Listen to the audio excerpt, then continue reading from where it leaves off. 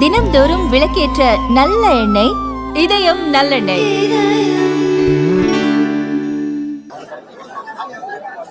மக்களை ஏமாற்றியும் பிழைக்கின்ற தமிழையும் திராவிடத்தையும் கேடயமாக வைத்துக் கொண்டு இந்தியா முழுவதும் பல மாநிலங்களில் ஆட்சி செய்கின்ற பாஜகவை ஏதோ மதவாத கட்சி போல சித்தரித்துக் கொண்டு இவர்கள் சிறுபான்மையின் காவலர்களாக தங்களை காட்டிக்கொண்டு சிறுபான்மை மக்களை ஏமாற்றி தமிழையும் திராவிடத்தையும் சொல்லி தமிழ்நாட்டு மக்களை ஏமாற்றி 21 ஆட்சி தேர்தல் வாக்குறுதிகள் கூட நிறைவேற்ற முடியாத அளவுக்கு இந்த ஆட்சி மோசமாக இருக்கிறது. யாருக்கும் பாதுகாப்பு இல்லை. சிறுமிகள் இருந்து வயது முதிர்ந்த மூதாட்டிகள் வரை இன்றைக்கு பாதுகாப்பு இல்லை. காவல்துறையை சேர்ந்த நண்பர்களுக்கே இன்றைக்கு பாதுகாப்பு இல்லை. எங்கு பார்த்தாலும் போதை கலாச்சாரம், இது கஞ்சா சந்தையாக இன்றைக்கு தமிழ்நாடு விலகிக் கொண்டிருக்கிறது. போதை வட்டி தொட்டி எல்லாம் பழகி இருக்கிறது. அதுபோல தேர்தலில் சொன்னதையெல்லாம் அவர்கள் நிறைவேற்றிவிட்டோம் என்று பச்சை பொய் சொல்கிறார்கள். பாராளுமன்ற தேர்தலில் ஏழை எளிய மக்களை பணநாயகத்தின் மூலம் அவர்கள் இந்த தேர்தலில் வெற்றி பெற்றார்கள். உறுதியாக இந்த தேர்தலில் அவர்களை தேசிய ஜனநாயக கூட்டணி, தமிழ்நாட்டில் அனைத்து இந்திய அண்ணா திராவிட முன்னேற்ற கழகத்தின் தலைமையிலான எங்கள் கூட்டணி உறுதியாக திமுகவை இந்த தேர்தலில் முடிவுக்கு கொண்டு வருவோம்.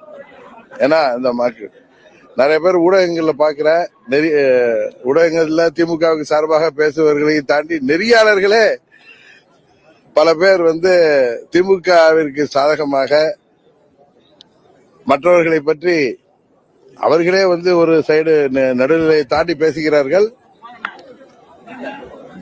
அவர்கள் எண்ணமும் முறியடிக்கப்படும். ஏன்னா தமிழ்நாட்டு மக்கள் 2011 தேர்தலுக்கு முன்னாடி என்ன மனநிலையில் இருந்தார்களோ, 2001 தேர்தலுக்கு முன்பு என்ன மனநிலையில் இருந்தார்களோ அதை விட அதிக கோபமாக திமுக மீது இருக்கிறார்கள் என்பதுதான் உண்மை. இதை நீங்கள் வேண்டுமானால் ஏற்றுக்கொள்ளாமல் இருக்கலாம். வெறும் வெற்று விளம்பர திட்டங்கள், வெறும் வார்த்தை ஜாலங்கள், இதை வைத்துக் கொண்டு இந்த ஆட்சி மக்களின் வரி பலனத்தை உண்டு கொள்கின்ற ஆட்சியாக, எங்கும் ஊழல், எதிலும் ஊழல், எங்கும் முறைகேடுகள், இன்றைக்கு பல துறைகளில் 30% வரை கமிஷன் பெறுகின்ற நிலையில தமிழ்நாடு இருக்கிறது. ஓட்டுக்கு பணம் கொடுத்து கேஷ் ஃபார் ஓட்டு மூலம் எப்படியும் வெற்றி பெற்று விடலாம் என்று ஏழை எளிய மக்களை இவர்கள் விலைக்கு வாங்கி விடலாம் என்று நினைக்கிறார்கள். எதுக்கு லெங்தா சொல்றேன்னா, இன்னும் திமுக கூட்டணி பலமான கூட்டணிக்கிறீங்க, கொள்கை கூட்டணிக்கிறீங்க. காங்கிரஸ் கட்சி தேர்தல் பேச்சுவார்த்தைக்கு குழு அமைத்த 2 மாதம் ஆகுது. இன்னும் அவர்கள் தொடங்கவே இல்லை. இன்னும் அவர்கள் கூட்டணியில அவர்கள் எத்தனை சீட்டுகள் அவர்களுக்கு ஒதுக்கப்பட்டு அது என்ன சுமூகமாக போகுமா என்பதே தெரியாத அளவிற்கு நாம் கேள்விப்படுகின்ற செய்திகள் நெறியாளர்களுக்கு சொல்றேன். என்டிஏ கூட்டணியில நாங்க வெளியில போனப்ப, அண்ணன் ஓபிஎஸ் போனப்ப அதை பெருசா பறைசாற்றினீங்க. மீண்டும் அதுல டாக்டர் அன்புமணி ராமதாஸ் வந்த பொழுதும் உங்களுக்கு முகத்துல ஈயாடவில்லை. நீங்கள் எல்லாம் எதிர்பார்க்காத அம்மா மக்கள் முன்னேற்ற கழகம் எங்களுக்குள்ள மனமாச்சரியங்களை, கருத்து வேறுபாடுகளை எல்லாம் மறந்துவிட்டு, ஒதுக்கி வச்சிட்டுலாம் இல்ல, மறந்துவிட்டு நாங்கள் எல்லாம் அம்மாவின் வளர்ப்புகள், அம்மாவின் தொண்டர்கள், அம்மா வளர்த்த பிள்ளைகள் என்கிற ஒரே புள்ளியில புரட்சி தலைவரும் அம்மா அவர்களும் இருந்தால் இந்த தேர்தலில் என்ன நிலைப்பாடு எடுத்திருப்பார்கள், யாரை வீழ்த்த வேண்டும் என்று நினைப்பார்களோ அதே மனநிலையில நாங்கள் அனைவரும் ஒன்றிணைந்திருக்கிறோம். என்டிஏ கூட்டணியில முழு மனதோடு அம்மா மக்கள் முன்னேற்ற கழகம் எந்த ஒரு அழுத்தமும் இன்றி இணைந்திருக்கிறோம். அதுபோல நாங்கள் நீங்களாம் 6 சீட்டு 7 சீட்டு அப்படிலாம் போடுறதெல்லாம் பொய் என்பதை எங்கள் கூட்டணி நிர்வகிக்கும்.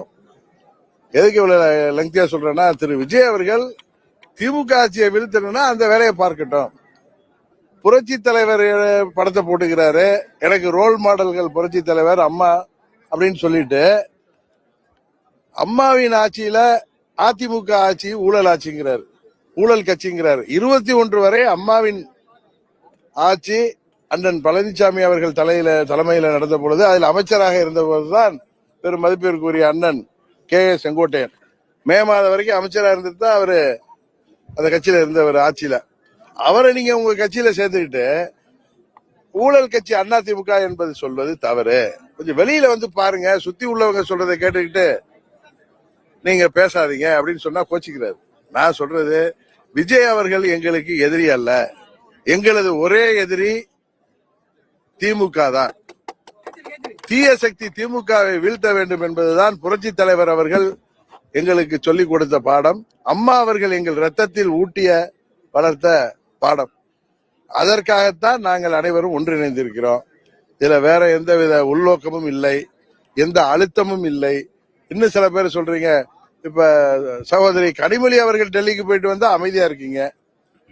நானோ அண்ணன் ஓபிஎஸோ அண்ணன் எடப்பாடி அவர்களோ டெல்லிக்கு போயிட்டு வந்தா அழுத்தங்கிறீங்க. உங்க தலைமை யாரு? டெல்லி தான் உங்க கட்சியை நிர்வகிக்கிற. அப்படி கிடையாது. அம்மாவின் தொண்டர்கள் அனைவரும் ஓர் அணியில் இணைந்து திமுகவை வீழ்த்த வேண்டும் என்கிற எங்களது கொள்கை தான் பாரதிய ஜனதா கட்சியின் கொள்கை. அந்த புள்ளியில அவங்க 21 தேர்தல போய் உங்களுக்கு தெரியும் என்னிடம் பேசினார்கள், எனக்காக இங்கே பேசினார்கள். மாண்புமிகு அமித்ஷா அவர்களே இங்க வந்து பேசினார்கள். அப்பொழுது நடக்காமல் போய்விட்டது. நாங்கள் தனித்து போட்டியிட்டோம், எங்களோடு தேமுதிக போட்டியிட்டது. 24 தேர்தலில் டிடிவி தினகரன் அமமுக தேசிய ஜனநாயக கூட்டணியில எந்த ஒரு கண்டிஷன் அன்கண்டிஷன்ல இணைஞ்சோம். நாங்கள் போட்டியிட கூட விரும்பவில்லை. எங்களுக்கு சட்டமன்ற பொது தேர்தல் முக்கியம். நாங்கள் ஒரு ரீஜனல் பார்ட்டி தான், வளர்ந்து வருகின்ற பார்ட்டிங்கிறப்ப நாங்கள் நிக்கலன்னு சொன்னோம். ஆனால் பாஜகவின் தலைவர்கள் தான் நீங்க 2 தொகுதியிலாவது நிக்கணும், அப்பதான் உங்க சின்னம் உங்களுக்கு 5% நிக்கணுங்கிற அடிப்படையில் நிக்க சொன்னாங்க. திமுகவை வீழ்த்த வேண்டும் என்று நாங்கள் முயற்சி செய்தோம். ஆனால் எங்களுக்குள் தான் அந்த ஒற்றுமை இல்லாததுனால நாங்க தோல்வி அடைந்தோம். இப்பொழுது நாங்கள் அனைவரும் எப்படி 88 பிரிவுக்கு பிறகு ஜார்ஜ் எல்லாம் இருந்த மாதிரி, அப்பொழுது ஒன்று சொல்லிக் கொள்கிறேன், அது அம்மாவின் வாக்கு வங்கிய புரட்சி தலைவர் வாக்கு வங்கியை குறிவைத்து சில பேர் இப்பொழுது பேசிக் கொண்டிருப்பவர்களுக்கு 88 பிளவுக்கு பிறகு 89 தேர்தலில் எங்கள் வாக்கு வங்கி அப்படியே ஜே அணிக்கும் ஜா அணிக்கு தான் பிரிந்து சென்றது. அதை நீங்க 89 ரிசல்ட் எடுத்து பார்த்தா அதை ஒன்று சேர்த்தாலே நாங்கள் அப்பொழுது ஆட்சிக்கு வந்திருப்போம். அதனால இவர்கள் வந்து ஏதோ புரட்சி தலைவர் எங்கள் ரோல் மாடல், அம்மா அவர்கள் எங்கள் ரோல் மாடல் சொல்றதுனால அம்மா மக்கள் முன்னேற்ற கழகமோ இல்ல அதிமுக தொண்டர்களோ எம்ஜிஆரின் தொண்டர்களோ அம்மாவின் தொண்டர்களோ யாரும் எதிலும் ஏமாற மாட்டார்கள். எங்களுக்குள் இருந்த மனமாச்சரியங்கள் எல்லாம் விட்டுவிட்டு, ஏன்னா தமிழ்நாடு முழுவதும் பொதுமக்கள் என்ன சொன்னார்கள், அம்மாவின் தொண்டர்கள் அதிமுக எல்லாம் ஒன்னாயிட்டோம், கூட்டணியில நாங்க அமமுக இருக்கோம். அதனால நீங்கள் என்னதான் ஊடகங்கள்ல தினகரன் அப்படி சொன்னாரு, தினகரன் கூட்டணி ஆட்சியை பற்றி சொல்கிறாரு, அண்ணன் இபிஎஸ் வந்து தனி பெரும்பான்மையில ஆட்சி அமைப்புன்னு சொல்றாரு. டிடிவி தினகரன் சொன்னதை நீங்க நல்லாவே கவனிச்சீங்க. ஆனா நீங்க நெறியாளர்கள் என்ன பண்றாங்க, டிடிவி தினகரன் கூட்டணி ஆட்சி இல்ல, எங்கள் சட்டமன்ற உறுப்பினர்கள் சில பேரை மந்திரியாக்க வேண்டும் என்பது எங்களது விருப்பம். அது கண்டிஷன் கிடையாது, கிளைம் கிடையாது, எங்கள் விருப்பம் என்றுதான் நான் சொன்னேன். அதுபோல அனைத்து இந்திய அண்ணா திராவிட முன்னேற்ற கழகம் அறுதி பெரும்பான்மையோட ஆட்சி அமைத்தாலும் எங்களது விருப்பங்களை அவங்க கன்சிடர் பண்ணுவாங்கிறதா ஒரு நட்பு ரீதியான, நாங்கெல்லாம் ஒரே தாய் வளர்த்த பிள்ளைகள் என்பதனால அவர்கள் ஒன்றும் பிரிவினை பார்க்க மாட்டார்கள். ஏற்கனவே எங்களுக்குள்ள இருந்த மனமாச்சரியங்கள் எல்லாம் விட்டு விட்டு எல்லோரும் ஒன்னாயிட்டோம். டாப் டு பாட்டம், அது அமமுக இருந்தாலும் சரி அதிமுக இருந்தாலும் சரி. யாரோ ஒரு சில பேர் சுயநலத்துக்காக தங்களுக்கு இந்த கூட்டணியில வாய்ப்பு கிடைக்காது என்பதற்காக வெளியில போயிருக்காங்க. அதுபோல அண்ணன் ஓபிஎஸ் அவர்கள் எங்களோடு பயணித்தவர், அவரும் எனக்கு ஒரு அருமை அண்ணன் தான். அவர் ஏதாவது வழியில அம்மாவின் ஆட்சி அமைவதற்கு உறுதுணையாக இருக்க வேண்டும் என்பதுதான் எனது கோரிக்கை. அதை அவர் புரிந்து கொண்டிருப்பார். அவர் ஆதங்கத்தை அவர் பொதுவெளியில வெளிப்படுத்தினாரு. அவர் ஆதங்கம் எனக்கும் புரியும். எப்படி அவர் வந்து அருமை அண்ணன் இபிஎஸ் எனக்கு எப்படி அருமை அண்ணனோ அதே போல அண்ணன் ஓபிஎஸும் அருமை அண்ணன் தான். இங்கிருந்து பிரிந்து சென்றாலும் அண்ணன் செங்கோட்டையன் அவர்களும் எங்களது அருமை அண்ணன் தான். வைத்தியலிங்கமாக இருக்கட்டும், அவர் மனோஜ் பாண்டியனாக இருக்கட்டும், வேறு யாரெல்லாம் எங்கு சென்றிருந்தாலும் அவர்கள் அங்கு சென்றிருக்கிறார்களே என்கிறது என்பது வருத்தம் இருக்கிறது. ஆனால் தனிநபர்கள் போய் ஒரு இயக்கத்தை பாதித்து விட முடியாது என்பது உங்களுக்கும் தெரியும். வைகோ அவர்கள் கூட எத்தனையோ மாவட்ட செயலாளர்கள், எத்தனையோ அப்ப பாத்தீங்கன்னா வைகோ அணியில தான் பெரிய தலைவர்கள் இருந்தாங்க. ஆனா 96 தேர்தலில் திமுக வெற்றி பெற்றது. அதுபோல போன முறை நாங்கள் பிரிந்து ஜார்ஜ் அணி பிரிஞ்சு இருந்த மாதிரி நாங்கள் பிரிந்து நின்றதால் வெற்றி வாய்ப்பை இழந்தோம். அதை உணர்ந்து எல்லாம் ஒன்னாயிட்டோம். இது தேர்தலுக்கான கூட்டணி அல்ல, அம்மாவின் ஆட்சி வர வேண்டும் என்பதற்காக எல்லோரும் கருத்து வேறுபாடுகளை மறந்து நாங்கள் ஒற்றுமையாக இருக்கோம். நீங்க என்ன குழப்பம் விளைவிக்க நினைத்தாலும் அது நடக்காது. உறுதியாக நாங்கள் வெற்றி பெறுவோம். உங்க பல கேள்விகளுக்கு நான் அதெல்லாம் பதில் சொல்லிட்டேன்னு நினைக்கிறேன். போலாம்ல.